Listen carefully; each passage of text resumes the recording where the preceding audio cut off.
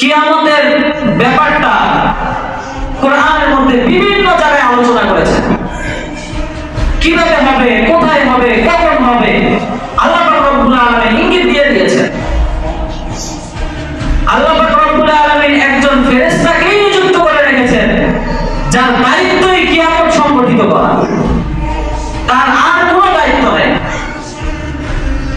হযরত ইসরাফিল আলাইহিস সালাতু ওয়াস সালাম তাকে একটা দায়িত্ব দিয়েছেন, একটা বাঁশি, একটা চুঙ্গা তার মুখের সামনে নিয়ে রেখেছেন। আল্লাহ পাক রব্বুল আলামিন আদেশ দিবেন, সাথে সাথে একটা ফুৎকার দিবেন।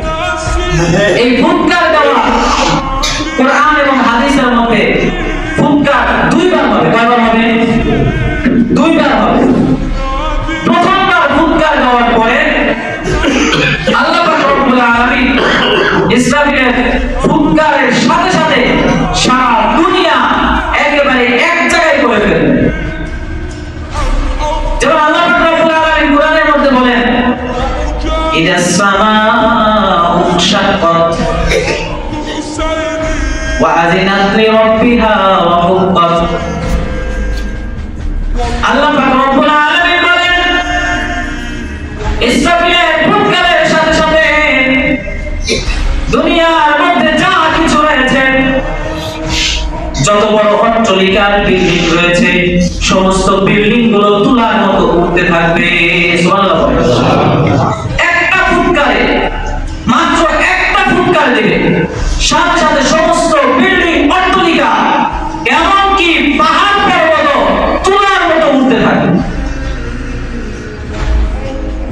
সাগরের মধ্যে উত্তাপ শুরু হয়ে যাবে, আকাশটা জমিনের মধ্যে ধুবড়ে পড়বে, মানুষ হাহাকার শুরু হয়ে যাবে।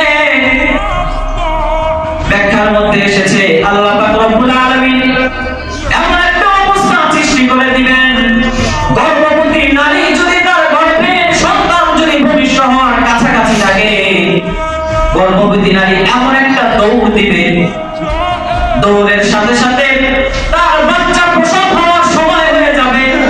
বাচ্চা প্রসব হয়ে নিচে পড়ে থাকবে, নিচে পড়ে যাবে। ওই মা বাচ্চাকে দেখবেও না, ওই খেয়ালই থাকবে না, বাচ্চা প্রসব হয়ে যাবে, তারপরেও সে দৌড়াতে থাকবে বাঁচার জন্য। এমন একটা অবস্থা সেদিন হয়ে যাবে।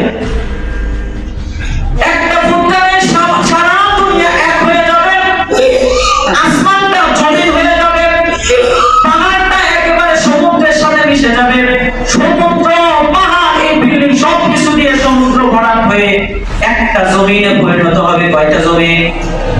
একটা জমিনে পরিণত হবে।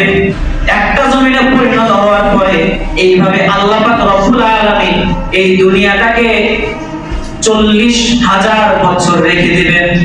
2000 বছর? মতান্তরে কেউ কেউ বলেছেন 40 বছর। 40,000 বছরটাই হলো প্রাধান্য। আল্লাহ পাক রব্বুল আলামিন 40,000 বছর এইভাবে রেখে দিবেন।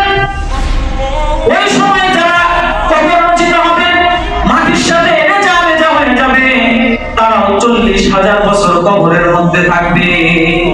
তাহলে চিন্তা করেন, এখন যারা মৃত্যুবরণ করলো তারা কতদিন থাকতেছে?